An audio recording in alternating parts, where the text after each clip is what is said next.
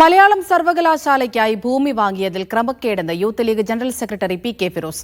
ഏറ്റെടുത്ത ഭൂമി മന്ത്രി വി അബ്ദുറഹ്മാന്റെയും സിപിഎം നേതാവായ ഗഫൂർ പി ലില്ലീസിന്റെയും ബന്ധുക്കളുടേതാണെന്നും ആരോപണം. സിആർഇസഡ് ഭൂമിയാണെന്ന് വിദഗ്ധ സമിതി പറഞ്ഞതിനാൽ നിർമ്മാണം നടക്കുന്നില്ല. സർക്കാരിന് നഷ്ടമുണ്ടാക്കിയതിൽ അന്നത്തെ ഉന്നത വിദ്യാഭ്യാസ മന്ത്രി കെ ടി ജലീലിന് പങ്കുണ്ടെന്നും ഫിറോസ് ആരോപിച്ചു. തനിക്കെതിരെ തെളിവുകളുണ്ടെങ്കിൽ പുറത്തുവരണമെന്ന് കെ ടി ജലീൽ വെല്ലുവിളിച്ചു.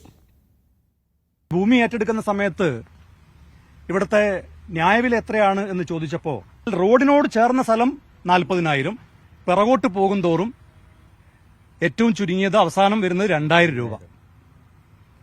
ഈ ഭൂമിയാണ് ഇങ്ങനെ കൊള്ള വിലക്ക് 1,60,60,000 രൂപക്ക് ശ്രീ കെ ടി ജലീലിന്റെ താൽപര്യപ്രകാരം സംസ്ഥാന സർക്കാർ ഏറ്റെടുത്തത്.